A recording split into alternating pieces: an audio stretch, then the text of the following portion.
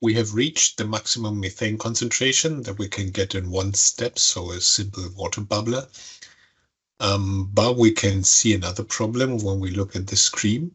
There's quite a little amount of clean biogas produced. So if we put this in relation, I would like to look at both streams. So I select the raw biogas stream, and by pressing Control, I can select the next stream. And with right click, I go to Edit Streams. So here I can see, yes, the methane concentration is increased from 50% to 96%. But the biogas, or the clean biogas that I produced from 1,000 cubic meters at the beginning, I only have less than 2 cubic meters left. So I almost have no product, which of course is not good for a process. So actually I have a multi-objective problem. I want to maximize the methane concentration, but I also want to maximize the amount of clean biogas produced.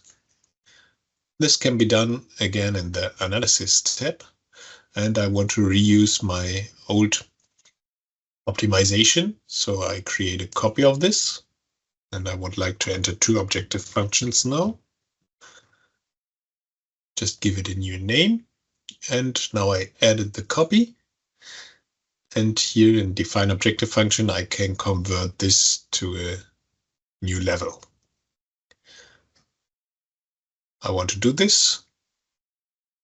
There's a strange error which I don't understand, but I think we can ignore it. And now we have our multi-objective stream. So screen. So here we can select the variables we want to optimize. With the methane concentration, this is the component mole fraction of methane, my first objective function, and the amount of clean biogas. So this is stream number 3. You see this is a slightly different screen than we've been before when we selected the variables or the old objective function. This is the component mole rate of methane that we want to maximize. So we have our 2 variables here.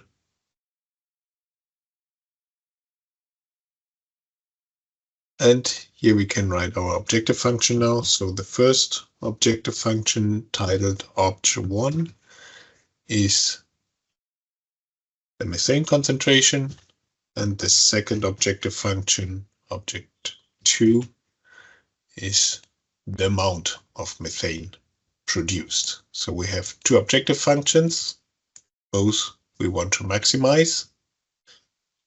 Now we can check the syntax.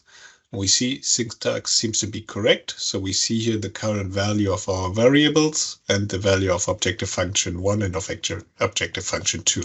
You see, with this, you can easily create more complex objective functions.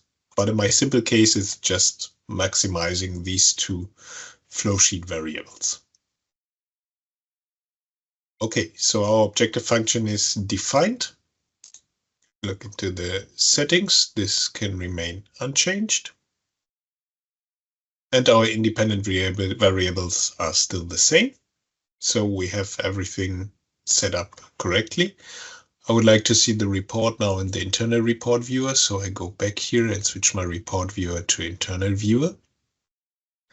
And now I start my multi-objective optimization function. And we find the results.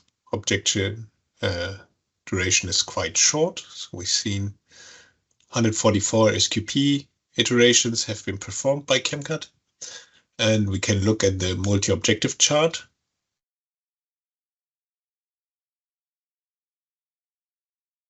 And now we see here our Pareto front. So this is the value, the concentration of methane we have here as objective function 1. And this is the amount of clean biogas produced.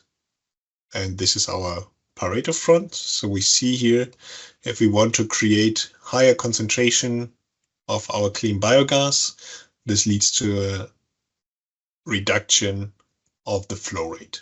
And we've seen the maximum of our single objective function has been here around 96, where we have almost no more clean biogas produced. So this is very helpful. This screen helps me now to decide to which point to move. So I can see with just one simple water bubbler, this is a good region here. So I can say I can reach around 80–85% of methane and still having a considerable amount of product. Here, these points are not very interesting because the amount of clean biogas is not reducing much.